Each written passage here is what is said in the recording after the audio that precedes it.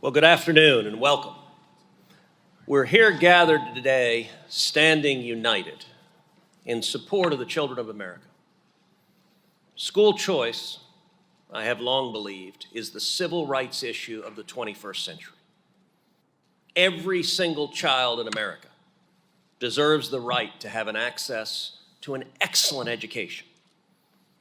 And that is regardless of race, regardless of ethnicity, regardless of wealth, regardless of zip code. The future of our kids and the future of our country depends upon kids being able to get a great education. If we fail our kids and they don't get a great education, we know their future is bleak. But if kids learn and excel and get a fantastic education, their ability to provide for their family, their ability to succeed in business, their ability to have a bright future is dramatically different. I've spent over 30 years fighting for school choice. In Texas this year, the state legislature passed the biggest and boldest school choice program in the entire country. Enormously impactful. That was a result of decades of hard work. And let me say to all the moms and dads, to all the students here, that was decades of your hard work in the state legislature demanding that children in Texas deserve access to a quality education. We're here today because as part of this one big, beautiful bill, the House of Representatives has included a tax provision. The Senate is going to include that same tax provision that gives a tax credit to individuals who are contributing to scholarship granting organizations in the states. Our tax code has enormous impacts throughout society. You look at other aspects of the tax code, things like the R&D tax credit. We want more research and development in the United States because it generates and produces jobs. We have an R&D tax credit, which incentivizes that R&D. You look at things like the child tax credit, which we provide in the tax code right now because being a mom and dad is difficult and it's expensive and you need relief. Well, this provision now, much like those, is designed, just like the R&D tax credit, to give an incentive for contributions to scholarship granting organizations, because those scholarships have a profound impact on the next generation of Americans. I want to commend the men and women up here for working so hard to make this a reality. We are very close to passing the one big beautiful bill, which is going to have positive impacts throughout the country, but this change in tax law will be absolutely profound for families and for kids in need. With that, I recognize my friend and colleague, Senator Bill Cassidy. Thank you, Senator Cruz. I am so proud with my colleagues to have offered this bill, using tax provisions to benefit parents. How positive can that be? Let me start off, I'm a big believer in the power of education. Let me start off with my personal story, and I may even get emotional. My mom was born to a poor South Carolina family, tenant farmers, and she had to miss a whole year of school because she didn't have shoes. And the family was embarrassed to send her to school without shoes. And she went to some college classes as an interest, but never graduated from college. My dad neither did. But they made sure that, by golly, their kid was going to get educated. And against my will, I was educated. And along the way, I went to medical school. Along the way, became a gastroenterologist, and now have the privilege of representing the great state of Louisiana in the United States Senate. That is the power of education, elevating people out of poverty to whatever their vision is. Now, sometimes those families are at a place where the education offered is not optimal. It's not going to meet their child's need.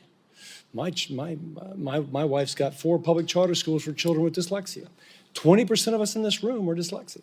Very few schools actually adequately address dyslexia.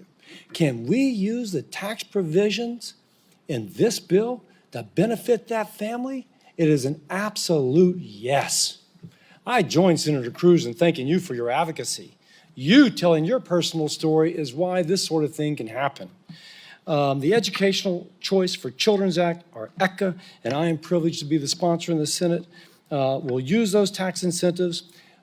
We want kids to succeed. President Trump wants kids to succeed. And it provides, as Ted said, an incentive for someone to put money into a scholarship fund. By the way, if you're in a state that just frowns upon that, wants to trap kids in schools which aren't working well, there's a way to bypass that, Governor, and make sure that this money is still available. And that's an incredibly positive thing. This is about the American dream. And this is about the best avenue to achieve it, the power of education.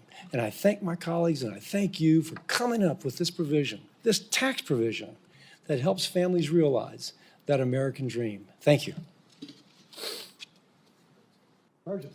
Next, Representative Burgess Owens. Well, thank you guys. You know, Ted and I were on the phone the other day, and he made a point that I've also believed in. You know, we can do great things today, guys. We can achieve a lot of the goals we have, but what will be remembered in the next 40 to 50, 60 years will not what we do today. It's not what we're doing in terms of making a lifestyle, not being in Congress, not whatever. It is a legacy of education, of kids that are smart, that are productive, that are hopeful, because we gave them an opportunity to get the education they needed. Ignorant free can never be was our founders' concept, because they understood that without education, we have no chance. The fact that we have 1636 was when Harvard was first brought on board. Why? Because we believed in education. My 1960 segregated community believed in education. We felt that, but through education, you can command respect, not ask or pray for it. You can command respect. And what was the result of that? This is something I want you guys to all remember, because you might not hear this anyplace else. From the 1940s to 1960s, was a black community that led our country to growth middle class. The black community led our country, men matriculating from college. Men committed to marriage and percentage entrepreneurs because of education was our gateway to get out. What's happening since we put education on the back doorstep? 2017, 75% of black boys in the state of California could not read and write. 2024, 70% of our kids, 8th graders, cannot read and write. That's not our pathway, guys. President Trump made a promise when he ran for election. He says, we're going to push the Marxists back 30 years. The vaccine to give us a healthy economy, a healthy American culture, is education.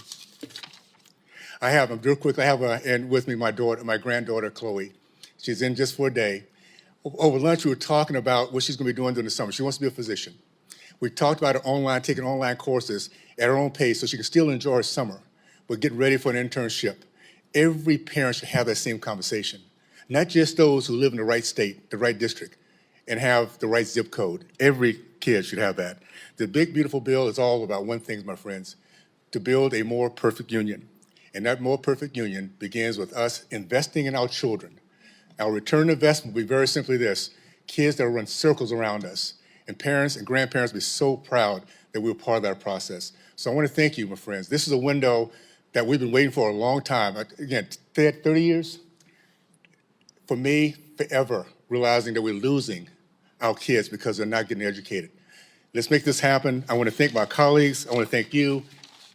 Americans will look back and thank every single one of you for the chapter you are now making happen by giving our kids this great opportunity. So let's make it go, guys. All the best. Thank you. Thank you. Now, Representative Byron Donalds. Senator Cruz, thank you so much for hosting us here. Senator Cassidy, I know he had to leave. Look, let's get right to it. School choice is the civil rights issue of our time right now. we have a responsibility here in Washington to do for parents all across America what they want to help for their children. Give them the opportunity to let their children succeed. Give them the opportunity to let their children rise. In the state of Florida, we were one of the pioneer states for school choice. And we had battles with the Democrats over it for decades. But what has happened to the children of Florida is they are rising and they are achieving because their parents are at the head of the table. They are the ones making the decisions about the academic institutions that their children go to. And it is actually the best policy in the lives of all children, white or black, rich or poor. When parents are empowered to make decisions and empowered with the resources to make those decisions, their children thrive, their children flourish. In our country, we have valued funding the education of children. And for more than 100 years, the model in America has been only through the public school system. And there was a time, more than 100 years ago, where that is the system that did make sense, but not today. Parents have more information than they've ever had. They have it at their fingertips every second of the day. And what we should be doing is making sure that, yes, education is funded. But in the way that America is going to be going into the future, the way you do that is by empowering parents. ECCA empowers parents. It gives them the flexibility and the economic power to find the institution that suits the interests of their children the best. We have to make sure that parents are the ones who have the power in their hands, have the ability to make the choices in their hands, because they are doing the thing that nobody up here on Capitol Hill can do, that nobody in state governments, to be blunt, can do. They know their child. They know their skill sets. They know their gifts. They know their bents, and they are going to put their children first. We have a responsibility to meet that challenge and allow parents to be at the head of the table. This policy gives them that ability to do that. And for the first time in American history, we will be telling parents all across America, whether they're in a red state or whether they're in a blue state, that the choice is theirs and that the economic power is theirs. So I would challenge my colleagues in the House and in the Senate, let's make sure we strengthen the provisions of ECCA. Let's make sure parents have multiple years, at least 10 years, so that they can actually go through the process and really find out the best environment for their children. And as we continue to compete globally with other countries, our children have to be ready to meet the challenge of the future. And the only way we're really going to be able to achieve that is getting out of the one-size-fits-all model of public education. The time is now. We can get it done. We have the vehicle in one big, beautiful bill to get it done. I would really call on my colleagues, both in House and Senate. Let's step up to the plate. Let's strengthen the ECCA even more so that parents have every opportunity to help their children succeed. Thank you. Thank you. Now, Representative Jim Jordan. Thank you, Senator. First institution the good Lord put together wasn't the church, wasn't the state, it was moms and dads and kids. Frankly, the strength of that institution, I think, determines the strength of our entire culture. Byron is exactly right. This legislation empowers moms and dads, not the government. It gives the choice to parents, not bureaucrats. I remember we debated this in Ohio 30 years ago, first school choice program we did in Cleveland. People say, oh, Jim, you think some single mom in welfare who maybe didn't graduate herself from high school can make a decision about where her son or daughter can go to school over the bureaucrats in the Department of Education or in the State Department? I said, yes, I do. I sure do. At least they know the kid's name, right? They care more about that individual than anyone else. Of course we want to empower them. That is what this legislation does, empowering moms. I've said all along, when we get into politics and recruiting candidates and everything else, I said, tell me where you stand on school choice. If they're good on school choice, they're good on every other issue. You think moms and dads are best equipped to pick where their kids go to school, you're going to be good on tax cuts because you want moms and dads to have more of their money to go after their goals and dreams and help their kids. That is the defining issue. You want someone good to run for office, find out where they are on school choice. And if they're therefore empowering parents, they're going to be good. They're going to be good. And this legislation does. You know why the left hates it? Because it doesn't empower government. They don't like, I tell people the big, beautiful bill is a good bill, and you know it's a good bill because the left hates it.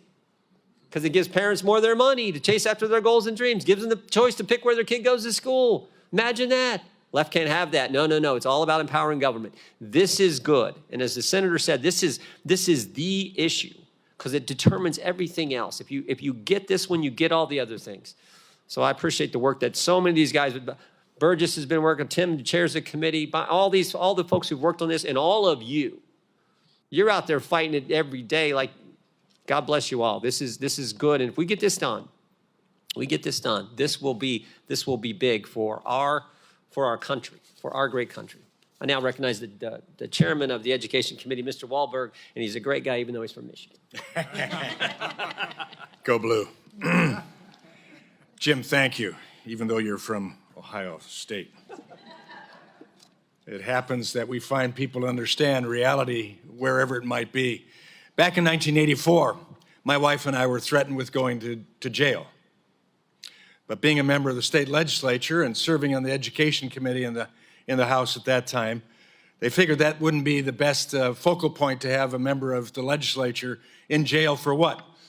For choosing to educate their children by homeschooling them. Our state had walked away from dealing appropriately with parents and with students in educating kids in key areas. And so ultimately, my wife and I, who were both educated in the public school system of Chicago, ultimately decided that we were going to take charge of our kids and educate them. It destroyed their lives. My oldest son was nominated for a Pulitzer as an investigative reporter at the Chicago Tribune for 20 years, came in runner-up for a Pulitzer. So I must have been a terrible composition teacher for him. My daughter became a dental hygienist, ultimately went to Uganda and ministered there in Uganda for almost 20 years. A total failure because of her parents making choice in education. I spent many years working with Betsy DeVos, trying to get Michigan to understand the value of choice, that we would not destroy education, we would enhance education. We'd spur the public schools on to compete, as well as the private schools, the religious schools, and others. That's what you folks are motivating us to do. And as chairman of the Education and Workforce Committee, I understand without an educated workforce, we don't have a workforce. Without parents, children, students, and educators being encouraged in our society, we will not achieve what we need to stay ahead of the rest of the competition in the world for good, and that's what America's all about. I'm privileged to have a vice chair like Burgess on my committee. We are passionate about choice in education, and ECCA is that first step. Sadly, in Michigan, the Democrat-controlled state legislature put through a constitutional amendment that takes away the opportunity for choice. Well, we're going to find ways around it. We're not going to give up.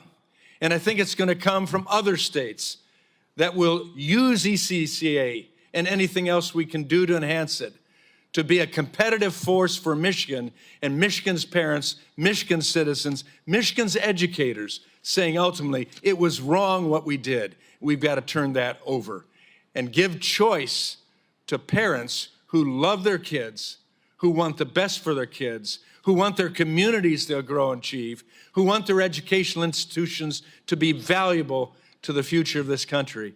They'll finally say, we've had enough.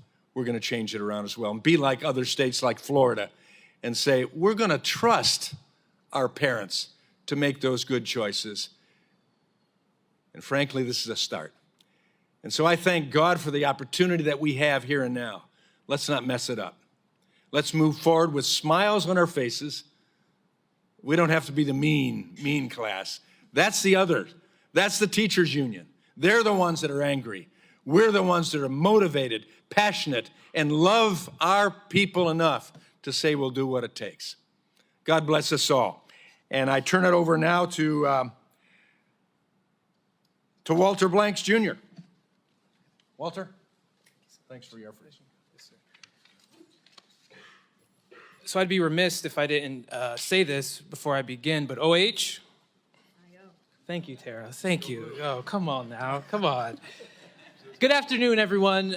My name is Walter Blanks, Jr., and I am a spokesperson for the American Federation for Children. And When I was in the 6th grade, my principal told my mother to just wait 5 years for them to have the school turned around. Imagine that, 5 years. My mother looked at him straight in the eye and said, in 5 years, Walter will either be in jail or in a body bag. And we don't have time for either of those. Thanks to the Ohio School Choice Program, neither of those things happened. Instead of being limited by circumstances, I was given a lifeline. That lifeline led me to the White House, where I had the opportunity to sit next to President Trump and share my story and share my experiences and ultimately thank him for his support now bringing school choice to every single state. No longer was I surrounded by poverty, crime, and low expectations. I genuinely believed that my future was mine to shape. School choice didn't just pay tuition. It opened the door that had been locked for generations in my family. I went on to graduate both high school and college, fully understanding that I was one of the lucky ones because I lived in Ohio and we had school choice. Now, I stand before you not as an exception, but as living proof what happens when education freedom is available to families who are desperate for a way out. Now, Congress, this is your moment.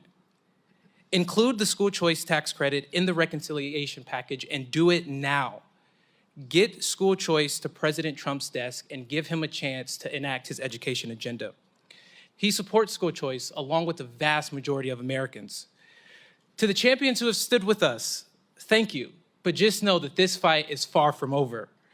And to those standing in the way, you are out of excuses and you are out of time.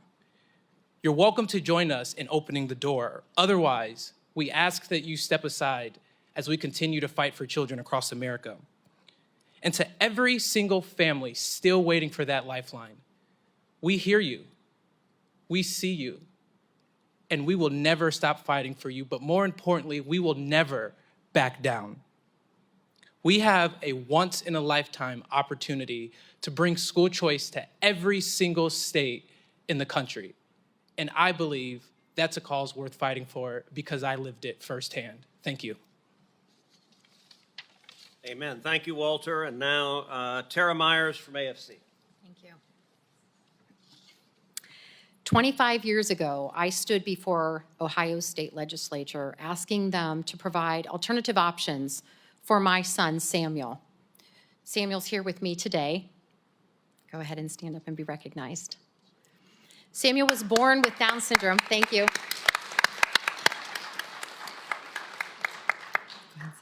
Samuel was born with Down syndrome and has multiple disabilities, and he required an IEP for his education.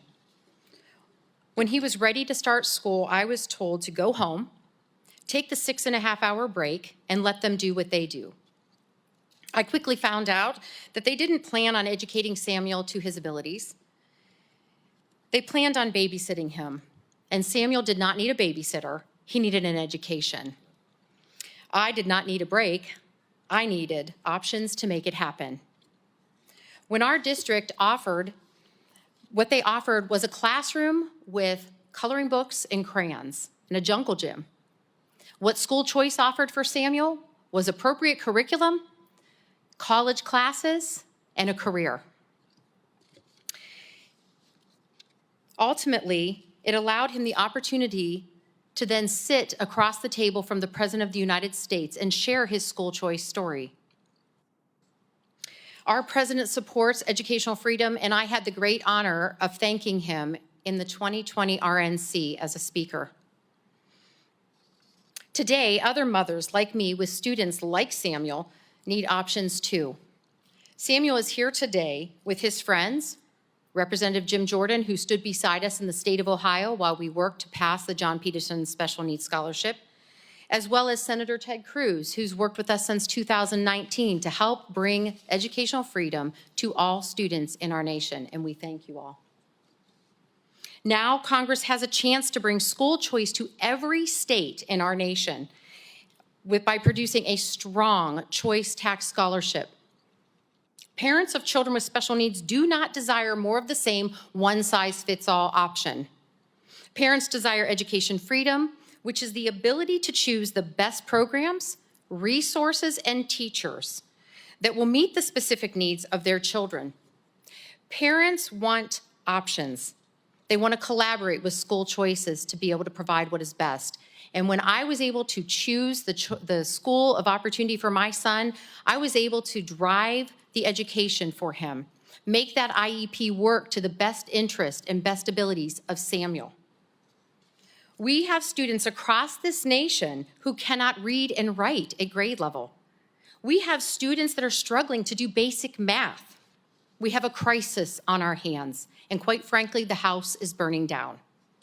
Today, I am asking Congress to put out the fire and let parents take their rightful role in directing their children's education. I am joined by others who have been recipients of robust change in education freedom. School choice opened the doors of opportunity for Samuel and helped him become who he is today. I am asking on behalf of all the other Samuels in this nation to pass the most substantial federal tax credit. And as the original mom on a mission, I ask, why would anyone not want to provide the options for parents to choose the very best education for their children? Thank you so much.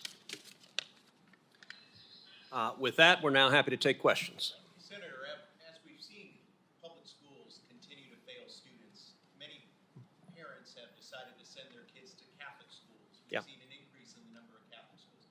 Specifically, how will this help parents in Catholic schools? Well, this puts parents in the driver's seat. The person who knows best what is right for your child is mom and dad.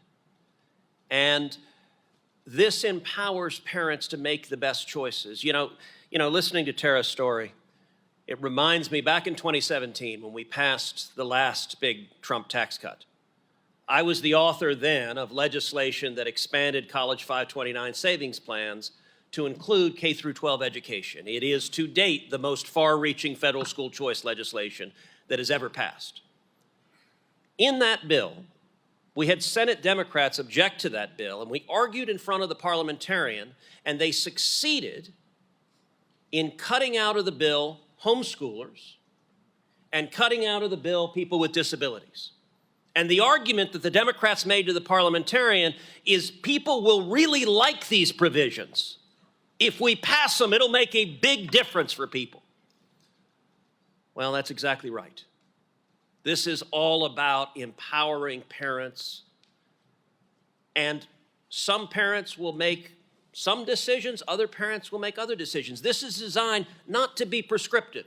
It is a tax credit that gets out of the way and lets the parents make the decisions.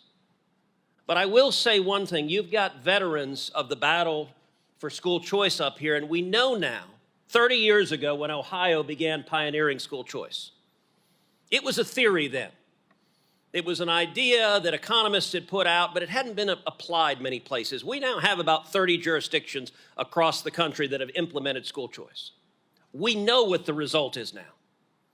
We know that when school choice is offered, that the children and parents who make a choice to go to a different school, that their educational results go up, that their reading scores go up, that their math scores go up, that their high school graduation rates go up, that their college admissions rates go up.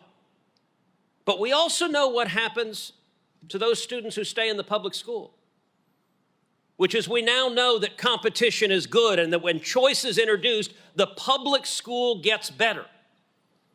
Choice is about giving kids options, but it's also about improving the public schools, and we know that now as a factual matter across the country.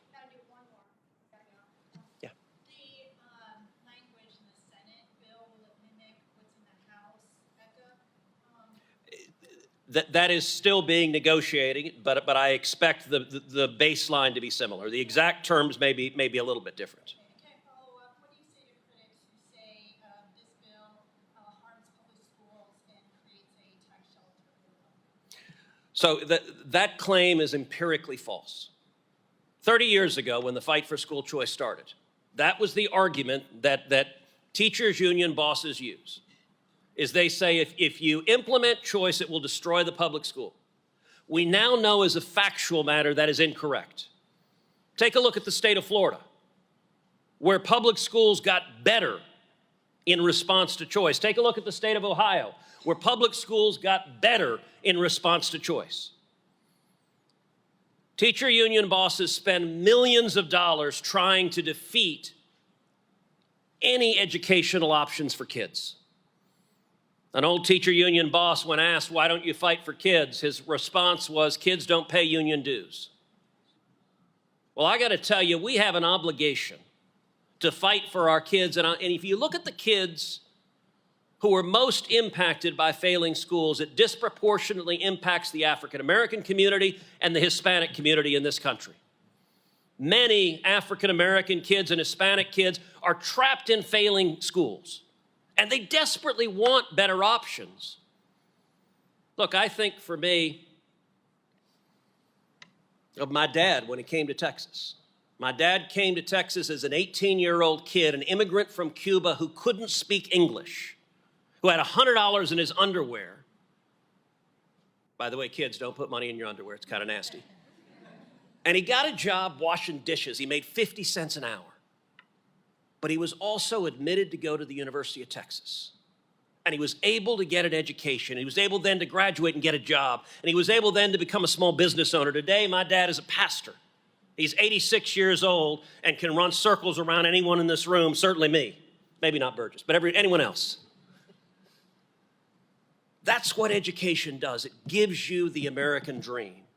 And so the attacks against this are all motivated by protecting money for adults at the expense of the kids. And I will say, for every member of Congress who votes no on school choice, you should ask yourself how you look in the eyes of the kids that you're supposed to be representing, that you're supposed to be fighting for. Your vote shouldn't be for sale. You should be committed to making a real difference. And I want to give Burgess a chance to comment as well. I'll just say this, guys. What's made our country the greatest in the history of mankind is the middle class.